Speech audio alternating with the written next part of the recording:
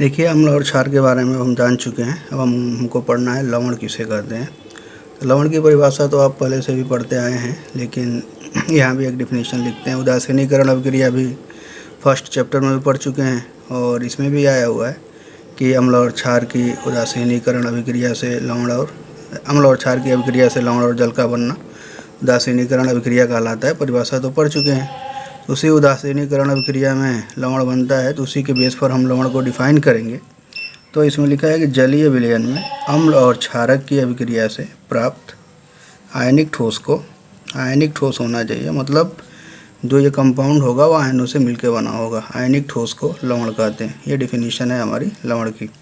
जलीय विलयन में अम्ल और क्षारक की अभिक्रिया से प्राप्त आयनिक ठोस को लवण कहते हैं। लवण का मतलब इंग्लिश में बोलें तो साल्ट। जलीय विलयन में हाइड्रोक्लोरिक अम्ल और सोडियम हाइड्रोक्साइड उदासीनीकरण अभिक्रिया द्वारा आयनिक ठोस सोडियम क्लोराइड और जल का निर्माण करते हैं। तो यही हमारा जो आयनिक ठोस है सोडियम क्लोराइड, यही क्या कहलाता है? लवण। जलीय विलयन में हाइड्रोक्लोरिक अम्ल HCl और सोडियम हाइड्रोक्साइड के उदासीनीकरण अभिक्रिया द्वारा आयनिक ठोस सोडियम क्लोराइड और जल का निर्माण करते हैं। रिएक्शन है HCl AQ का मतलब जलीय विलयन, NaOH AQ दोनों रिएक्शन करेंगे NaCl प्लस H2O। ये जो सॉलिड बनेगा ना NaCl का, NaCl ये जो कंपाउंड है, ये हमारा क्या कहलाएगा? आयनिक ठोस। और इसी ठोस को हम क्या बोलते हैं? लवण। ठीक है। एक चीज़ और बहुत इंपॉर्टेंट चीज़ है, जानना जरूरी है आपको। किसी भी लवण में जो आयन क्षारक से प्राप्त होता है उसे क्षारकीय मूलक, तथा जो आयन अम्ल से प्राप्त होता है उसे अम्लीय मूलक कहते हैं। तो यहाँ पे हमारा बना है ये HCl अम्ल है, NaOH क्षार है, तो क्या बना? NaCl, ये है लवण। अगर हम पूछें कि NaCl का Na कहाँ से प्राप्त हुआ है, तो साफ साफ दिखाई दे रहा है Na किस में है? क्षारक में। और Cl कहाँ से आया हुआ है? अम्ल से। तो NaOH मतलब HCl और NaOH की क्रिया से जो NaCl बन रहा है, इसमें जो आयन अम्ल से प्राप्त होगा उसे अम्लीय मूलक कहेंगे, और जो क्षारक से प्राप्त होगा उसे क्षारकीय मूलक कहेंगे। तो क्या बन गया? NaCl। तो Na कहाँ से मिला हुआ है? क्षारक से, इसलिए सोडियम आयन क्या कहलाएगा? क्षारकीय मूलक। और Cl माइनस कहाँ से मिला हुआ है? अम्ल से, इसलिए क्लोराइड आयन क्या कहलाएगा? अम्लीय मूलक। किसी भी लवण में जो आयन क्षारक से प्राप्त होता है उसे क्षारकीय मूलक बेसिक रेडिकल, तथा जो आयन अम्ल से प्राप्त होता है उसे अम्लीय मूलक कहते हैं। अर्थात समझेंगे यहाँ पे, किसी लवण का धनायन क्षारकीय मूलक तथा ऋणायन अम्लीय मूलक होता है। सामान्य लवण की बात हो रही है, जनरल Na प्लस और Cl माइनस। Na प्लस कहाँ से मिला हुआ है? क्षार से, इसलिए क्या कहलाएगा? क्षारकीय मूलक। क्लोराइड कहाँ से मिला हुआ? क्लोराइड आयन अम्ल से, इसलिए क्या कहलाएगा? अम्लीय मूलक। तो हम देख रहे हैं कि जो लवण है अम्ल और क्षार की परस्पर अभिक्रिया से बन रहा है। ध्यान से समझिएगा क्या कहना चाह रहे हैं हम। अम्ल जो है, अम्ल और क्षारक की अभिक्रिया से लवण और जल का निर्माण होता है। तो लवण जो बनेगा अम्ल और क्षारक की अभिक्रिया से बनेगा। तो अम्ल और क्षारक तो दो प्रकार के होते हैं ना, कि प्रबल अम्ल प्रबल क्षार, दुर्बल अम्ल दुर्बल क्षार। तो अगर हम एक प्रबल अम्ल मिलाएं और एक प्रबल क्षार मिलाएं तब भी लवण बनेगा। प्रबल अम्ल मिलाएं दुर्बल क्षार मिलाएं तब भी लवण बनेगा। प्रबल क्षार मिलाएं दुर्बल अम्ल मिलाएं तब भी लवण बनेगा। और दुर्बल अम्ल और दुर्बल क्षारक से भी लवण प्राप्त हमको होगा।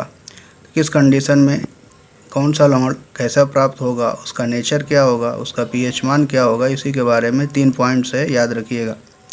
पहला लिखा है, तो प्रबल अम्ल प्रबल क्षारक की जो परिभाषा हमने लिखवाया था वहाँ पे एग्जाम्पल दिया है। प्रबल अम्ल और प्रबल क्षारक के उदाहरण है, तो उदाहरण आपको याद होने चाहिए।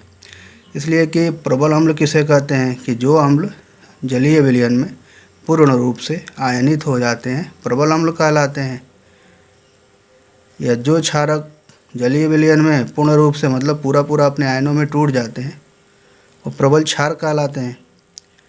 और जो अम्ल जलीय विलयन में आंशिक रूप से वियोजित होते हैं, पूरा नहीं टूटते हैं, दुर्बल अम्ल कहलाते हैं।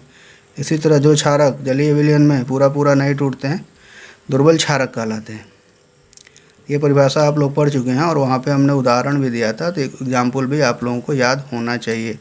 प्रबल अम्ल प्रबल क्षारक की अगर मतलब कि एग्जाम्पल आपको याद नहीं होगा तो डिफिनीसन है, हमको पता नहीं चल पाएगा कि कौन सा अम्ल और कौन सा क्षार क्या बोलते हैं पूरा टूट रहा है और कौन आंशिक रूप से वियोजित हो रहा है। उसके लिए एक ही तरीका हमको याद करना पड़ेगा। तो प्रबल अम्ल और प्रबल क्षारक को आप लोग रट लेंगे कि कौन प्रबल अम्ल होता है और कौन प्रबल क्षारक होता है, वहाँ पे उदाहरण में है। यहाँ पे लिखा है प्रबल अम्ल और प्रबल क्षारक से बने लवण का जलीय विलयन उदासीन होता है। प्रबल अम्ल और प्रबल क्षार की अभिक्रिया कराएं और जो लवण हमको प्राप्त होगा उस लवण को अगर हम जल में घोलेंगे तो जलीय विलयन उसका क्या होगा, उदासीन होगा। अगर विलयन उदासीन है तो आपको पता होना चाहिए कि पीएच मान कितना होता है, 7, तथा इसका पीएच मान 7 होता है। क्लियर। प्रबल अम्ल और प्रबल क्षारक से बने लवण का जलीय विलयन उदासीन होता है तथा इसका पीएच मान 7 होता है। पॉइंट्स हैं, आपको बिल्कुल याद होने चाहिए। ठीक है। दूसरा है प्रबल अम्ल और दुर्बल क्षारक। प्रबल अम्ल और दुर्बल क्षारक से बने लवण का जलीय विलयन अम्लीय होता है तथा इसका पीएच मान 7 से कम होता है। अगर अम्ल प्रबल होगा, क्षारक दुर्बल होगा, दोनों की अभिक्रिया से जो लवण प्राप्त होगा उसका जलीय विलयन अम्लीय होगा, इसलिए कि अम्ल प्रबल है। अगर क्षार प्रबल होगा तो जलीय विलयन क्या हो जाएगा, क्षारी। और जब विलयन अम्लीय होगा तो पीएच मान 7 से कम होगा। इसी तरह है दुर्बल अम्ल और प्रबल क्षारक से बने लवण का जलीय विलयन क्षारीय होता है तथा इसका पीएच मान 7 से कम होगा। कहने का मतलब अम्ल और क्षारक की अभिक्रिया से लवण बनेगा। तो अम्ल और क्षारक की अभिक्रिया से लवण बनेगा। अगर अम्ल भी प्रबल है, क्षारक भी प्रबल है, तो जो नया लवण बनेगा वह उदासीन लवण होगा, मतलब कि उसका जलीय विलयन क्या होगा, उदासीन होगा। अगर अम्ल प्रबल है, क्षारक दुर्बल है, तो जो लवण प्राप्त होगा उसका जलीय विलयन अम्लीय होगा। अगर क्षारक प्रबल है, अम्ल दुर्बल है, तो जो लवण प्राप्त होगा उसका जलीय विलयन क्षारीय होगा और उसका पीएच मान 7 से अधिक होगा। एक और चौथा कंडीशन है कि दोनों अगर दुर्बल हो, दुर्बल अम्ल दुर्बल क्षारक हो, तब क्या होगा। तो इसको हमारे सिलेबस में है नहीं, लेकिन जान लें कि अगर दुर्बल अम्ल है और दुर्बल क्षारक है तो दोनों की अभिक्रिया से जो लवण प्राप्त होगा उसका जलीय विलयन अम्लीय भी हो सकता है, क्षारीय भी हो सकता है और उदासीन भी हो सकता है। ठीक है। तो तीनों का उदाहरण है नीचे हमारा। NaOH प्रबल क्षार है, HNO3 प्रबल अम्ल है। दोनों का जब रिएक्शन कराएंगे तो NaNO3 बनेगा, सोडियम नाइट्रेट और H2O, ये लवण है। तो उदासीन लवण विलयन, इसका जो विलयन होगा ना NaNO3 का विलयन क्या होगा, उदासीन होगा। ठीक है। इसलिए कि क्षारक भी प्रबल है, अम्ल भी प्रबल है। ठीक। हम देखिए दुर्बल क्षारक है ammonium hydroxide NH4OH, ammonium hydroxide HCl प्रबल अम्ल है। दोनों का रिएक्शन कराएंगे NH4Cl बनेगा, लवण है, और H2O। तो NH4Cl अम्ल प्रबल है, इसलिए विलयन जो लवण का जो विलयन होगा वो क्या होगा, अम्लीय होगा। ठीक है। NaOH प्रबल क्षारक है, CH3COOH दुर्बल अम्ल है, रिएक्शन कराएंगे CH3COONA sodium acetate plus H2O। तो ये सोडियम एसीटेट ये लवण है और इसका विलयन जो होगा वो क्षारकीय होगा। क्लियर। एक बार और देख लें। प्रबल अम्ल और प्रबल क्षारक से बने लवण का जलीय विलयन उदासीन होता है, पीएच मान 7 होता है। प्रबल अम्ल और दुर्बल क्षारक से बने लवण का जलीय विलयन अम्लीय होता है, इसका पीएच मान 7 से कम होता है। दुर्बल अम्ल और प्रबल क्षारक से बने लवण का जलीय विलयन क्षारीय होता है, इसका पीएच मान 7 से अधिक होता है। ठीक है। प्रबल अम्ल NaOH sodium hydroxide nitric acid प्रबल अम्ल, दोनों का रिएक्शन कराएंगे सोडियम नाइट्रेट और H2O। NaNO3 का पूछा जाए क्वेश्चन ऐसे पूछेगा कि सोडियम नाइट्रेट का जलीय विलयन की प्रकृति बताइए, तो हमको उसको उसमें जल मिला करके उसको तोड़ के चेक करना पड़ेगा कौन सा अम्ल और कौन सा क्षारक प्राप्त होता है। उस बेस पर हम डिसाइड करेंगे कि मतलब कि विलयन कैसा होगा। प्रबल अम्ल प्रबल क्षारक प्राप्त होगा, विलयन क्या होगा, उदासीन होगा। दुर्बल क्षार हो प्रबल अम्ल हो तो अम्लीय होगा, प्रबल क्षार हो दुर्बल अम्ल हो तो क्षारकीय होगा। ठीक है। आगे बढ़ते हैं। आपके बुक में है क्रियाकलाप 2.13। उसमें कुछ लिखा हुआ है कि नीचे दिए गए लवण के नीचे दिए गए लवण के रासायनिक सूत्र लिखिए। क्वेश्चन है लिखा है पोटेशियम सल्फेट, तो फार्मूला होता है, डायरेक्ट हम लिख रहे हैं K2SO4। आपको फार्मूला लिखना बताए हैं कैसे लिखते हैं। पोटेशियम आयन पर K पर 1+ होता है, सल्फेट पर 2-, वैलेंसी एक्सचेंज होती है, मतलब सल्फेट वाला यहाँ पे जाता है, इसका यहाँ पे जाता है और बन जाता है K2SO4। Sodium sulphate Na2SO4, calcium sulphate CaSO4, magnesium sulphate MgSO4, copper sulphate CuSO4, sodium chloride NaCl, sodium nitrate NaNO3, sodium carbonate Na2CO3, ammonium chloride NH4Cl। ये सबका लिखना था हमको, ठीक है। तो आयन्स भी हम अलग अलग कर चुके हैं। अगर आयन्स भी अलग अलग करके आप लोग फार्मूला बनाना चाहें तो बना सकते हैं। Potassium ion, sodium ion, calcium ion, magnesium ion, copper ion के ऊपरी बोलते हैं इसको +2 वाले को, sodium ion, sodium ion, sodium ion, ammonium ion, ठीक है। अगला में उसी में लिखा हुआ है उस अम्ल और क्षारक की पहचान कीजिए जिससे उपरोक्त अम्ल और क्षारक प्राप्त किए जा सकते हैं। तो कैसे प्राप्त करेंगे इसका मेथड बताएंगे। कुछ का बता रहे हैं, कुछ आप लोग करिएगा। ठीक है, पोटेशियम सल्फेट वाला है K2SO4। K2SO4 को जल में घोलने पर, तो K2SO4 का जब जल में घोलेंगे तो K2SO4 अपने आयनों में टूटेगा। तो कौन सा आयन था हमारा? पोटेशियम आयन और सल्फेट आयन। ऐसे टूटेगा 2K+ + SO4 पर -, इसलिए जितना माइनस होगा उतना इसका प्लस। ये K पर 1+ होता है, 1+ लिख लेंगे, संख्या बैलेंस करने के लिए यहाँ पे 2 लिख देंगे। तो 2K + SO4 तोड़ने के बाद हमको चेक कर लेना है कि जितना धनायन है उतना ही ऋणायन होना चाहिए। यहाँ पे 2 ऋणायन है, यहाँ पे 1 धनायन है, तो 2 से गुणा करेंगे तो 2 हो जाएगा, ठीक है। उसके बाद जल को भी तोड़ेंगे। जल तोड़ते हैं H+ और OH- के रूप में। अब यहाँ पे हमको ये देखना है H+ और OH- के रूप में ये टूटा हुआ है, तो जितना इधर धनायन और जितना ऋणायन होगा उतना ही जल का भी होना चाहिए, धनायन और ऋणायन। यहाँ पे 1 होगा तो इसलिए यहाँ से 2 से मल्टीप्लाई कर देंगे, 2 से करेंगे तो 2H+ और 2OH-। अब क्या होगा, इसका प्लस इसके माइनस के साथ जाके जुड़ेगा और इसका प्लस माइनस इसके प्लस के साथ जाके जुड़ेगा। ध्यान से समझिएगा, K+ OH- क्या बन जाएगा KOH, 2 है यहाँ भी है, यहाँ भी है, क्या बन जाएगा 2KOH, ठीक है। उसके बाद H+ SO4-, दोनों को जब मिलाएंगे सल्फेट की वैलेंसी इधर ट्रांसफ़र होगी और ये इधर चला जाएगा, बन जाएगा H2SO4। संख्या देख लेंगे, हाइड्रोजन 2 है तो यहाँ भी 2 है, बराबर हो गया, ठीक है। अब हम पढ़े हैं कि H2SO4 प्रबल अम्ल होता है, KOH प्रबल क्षारक होता है, ठीक है। तो किस अम्ल और किस क्षार से मिलकर बना हुआ है ये लवण पोटेशियम सल्फेट? किस अम्ल और किस क्षारक से मिलकर बना हुआ है? तो सल्फ्यूरिक अम्ल और पोटेशियम हाइड्रोक्साइड से मिलकर बना हुआ लवण कौन है? पोटेशियम सल्फेट, ठीक है। अगला है हमारा सोडियम सल्फेट। सेम वही कंडीशन, जल में घोलेंगे तो ये भी टूटेगा 2Na+ SO4- में, 2H2O किससे 2H+ और 2H- में टूटेगा। दोनों का जब इसका प्लस इसके माइनस के साथ जाएगा, इसका प्लस इसका माइनस इसके प्लस के साथ जाएगा, H2SO4 और NaOH। तो कहा जाए कि सोडियम सल्फेट किस अम्ल और किस क्षारक से मिलकर बना हुआ है? तो सोडियम सल्फेट सल्फ्यूरिक अम्ल और सोडियम हाइड्रोक्साइड से मिलकर बना हुआ है, ठीक है। अगला है हमारा कैल्शियम सल्फेट CaSO4 + 2H2O, या फिर तोड़ेंगे Ca पर 2+, SO4 पर 2-, जितना प्लस जितना माइनस उतना ही इसको बैलेंस करना है, ध्यान रखिएगा। अगर ये 3 होता तो यहाँ पे 3 करते। तो 2H+ 2OH- Ca को यहाँ पे लेके आओ, SO4 के यहाँ पे Ca पे 2+ है, OH पे 1- है, इसलिए क्या हो जाएगा CaOH का होल ट्वाइस, और H2SO4 नाम क्या होगा? Calcium hydroxide. तो कैल्शियम सल्फेट किससे मिलकर बना हुआ है? कैल्शियम हाइड्रोक्साइड क्षारक और H2SO4 अम्ल, ठीक है। अगला है हमारा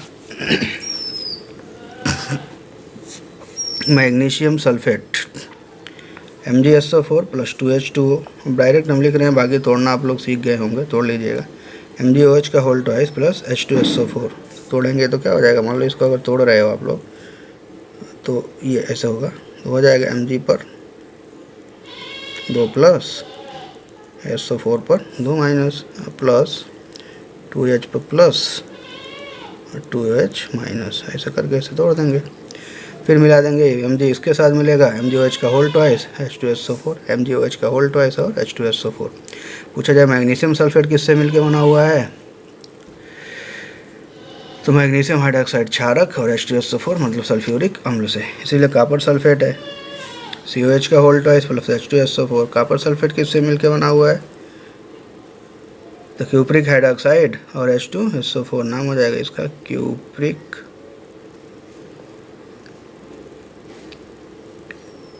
hydroxide.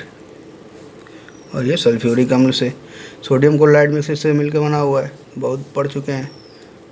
NaClH2O NaOH plus HCl sodium hydroxide और हाइड्रोक्लोरिक अम्ल से।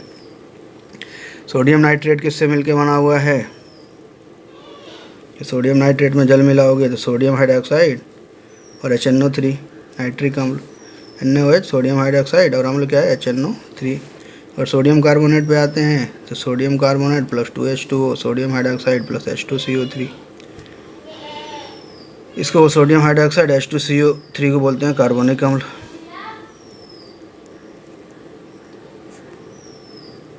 कार्बोनिक अम्ल, ठीक है। अमोनियम क्लोराइड की बात करें NH4Cl H2O तो NH4O क्षारक है, अमोनियम हाइड्रोक्साइड अम्ल क्या हो जाएगा? HCl, ठीक है। अगला लिखा है इस क्रियाकलाप में दिए गए लवणों में आप कितने परिवारों की पहचान कर सकते हैं? परिवार का मतलब होता है कि कोई भी एक धनायन या ऋणायन जो कॉमन हो उसी को परिवार कहते हैं। जैसे अगर उन लवणों की हम बात करें तो परिवार का मतलब कम से कम 2 होना चाहिए, एक नहीं सिंगल होगा, सिंगल को परिवार नहीं मानते हैं। जैसे उसमें बहुत से सोडियम परिवार के लवण, यहाँ से आपको समझ में आ जाएगा, उसमें पढ़ लीजिएगा, परिवार समझाया भी है आपके क्रियाकलाप में, बुक से पढ़ेंगे तो थोड़ा सा समझ में आ सकता है। यहाँ से तो क्लियर ही हो जाएगा। Na2SO4 NaCl NaNO3 Na2CO3 sodium sulphate, sodium chloride, sodium nitrate, sodium carbonate. तो कौन सा कॉमन है इसमें सब में? कौन सा आयन कॉमन है? Sodium ion. इसमें भी सोडियम, इसमें भी सोडियम, इसमें भी सोडियम, इसमें भी सोडियम। इसलिए इस सारे लवण क्या कहलाएंगे? इस परिवार के सोडियम परिवार के लवण। इसी तरह सल्फेट परिवार मतलब एक धनायन या एक ऋणायन उस फैमिली में कॉमन होना चाहिए। तो जो कॉमन आयन होगा वही परिवार होगा। जैसे सल्फेट परिवार तो potassium sulphate, sodium sulphate, calcium sulphate, magnesium sulphate, copper sulphate, सब में सल्फेट कॉमन है, इसलिए कौन परिवार हो जाएगा? सल्फेट परिवार। और तीसरा है क्लोराइड परिवार, ये भी उसी लवण में ऊपर वाला जो जितने भी साल्ट हैं उसी में से छांट के यहाँ पे लिख लीजिएगा, ये आपके लिए छोड़ रहे हैं, ठीक है।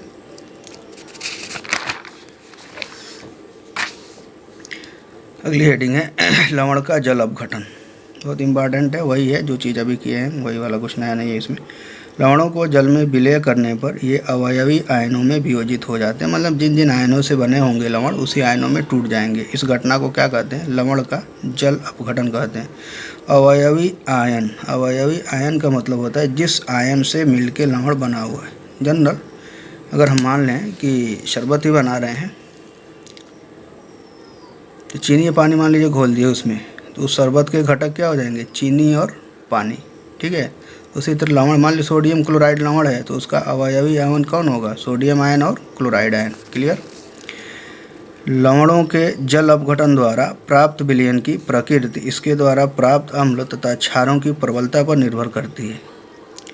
लवण के जल अपघटन पर जो नया विलयन, मतलब लवण का नया विलयन, जलीय विलयन प्राप्त होगा, उसका जो नेचर होता है अम्ल और क्षारक की प्रबलता पर डिपेंड करता है। क्या मतलब कि अम्ल किस टाइप के अम्ल और क्षारक से, लवण किस टाइप के अम्ल और क्षारक से मिलकर बना हुआ है। प्रबल अम्ल प्रबल क्षारक का है, प्रबल अम्ल दुर्बल क्षार से मिलकर बना हुआ है, या दुर्बल अम्ल प्रबल क्षार से मिलकर बना हुआ है। जैसे एग्जाम्पल है 2.14 आप ही के क्रियाकलाप में दिया हुआ है सोडियम क्लोराइड। तो सोडियम क्लोराइड का जल अपघटन कराना है NaCl प्लस H2O, तोड़ना आपको बता चुके हैं, Na plus Cl minus H plus OH minus. अगर आप चाहें तो दिखा भी सकते हैं, यहाँ पे हम लिख सकते हैं Na प्लस और Cl माइनस, और इसको अगर तोड़ोगे H प्लस और OH माइनस, इसका प्लस इसके माइनस के साथ क्या बना लिया? NaOH, और इसका माइनस इसके प्लस के साथ क्या बना लिया? HCl। तो हमको जानकारी होना चाहिए NaOH और HCl जो है ये प्रबल क्षारक है NaOH, और HCl क्या है? प्रबल अम्ल है। तो प्रबल अम्ल और प्रबल क्षारक से मिलकर बना हुआ लवण है NaCl, इसलिए NaCl का जलीय विलयन क्या होगा? उदासीन होगा, और pH मान 7 होगा। प्रबल अम्ल तो प्रबल क्षार से बने लवण का जलीय विलयन उदासीन होता है तथा इसका pH मान 7 होता है, इसलिए लिख सकते हैं NaCl का जलीय विलयन उदासीन, उदासीन का मतलब क्या होगा? pH = 7 होगा। क्लियर, समझ में आ रहा होगा। पोटेशियम नाइट्रेट सेम उसी तरह जल अपघटन कराना है, तोड़ देंगे इसको, जोड़ देंगे तो प्रबल क्षारक पोटेशियम हाइड्रोक्साइड, ये भी प्रबल क्षार है, HNO3 ये प्रबल अम्ल है,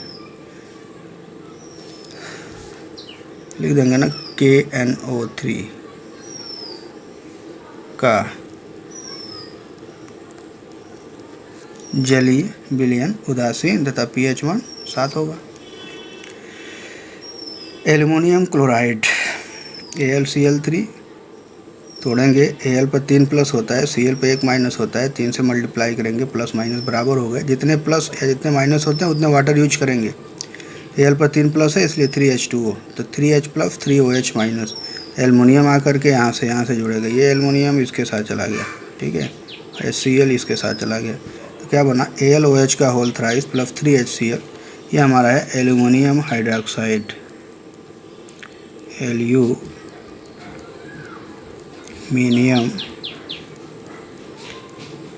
हाइड्रोक्साइड। ये दुर्बल क्षार है।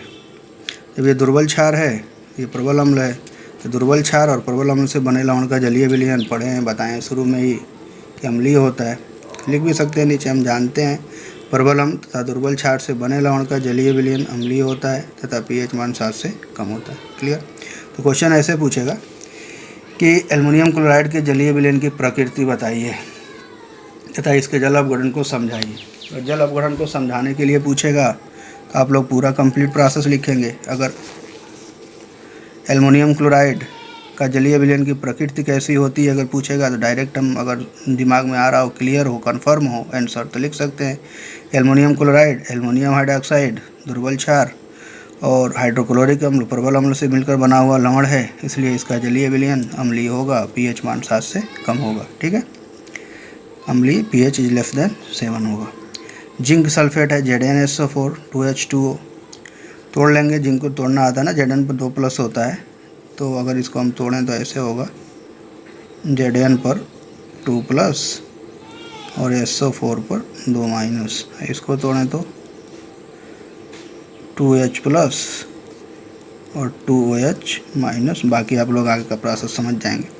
जिंक हाइड्रोक्साइड और H2SO4, तो जिंक हाइड्रोक्साइड दुर्बल क्षारक है, याद होना चाहिए। इसके लिए कोई विधि नहीं है कि कौन क्या होता है। ये दुर्बल क्षारक है, ये प्रबल अम्ल है, दुर्बल क्षार प्रबल अम्ल से मिलकर बनाया लवण, इसलिए विलयन क्या होगा, जिंक सल्फेट का विलयन अम्लीय होगा तथा pH मान 7 से कम होगा। ठीक है,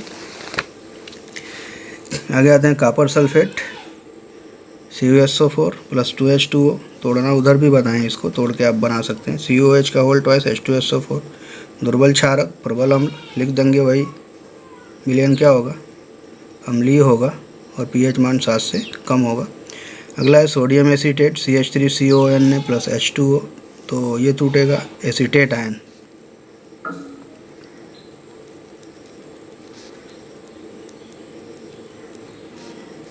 एसीटेट आयन, और ये हमारा है सोडियम आयन।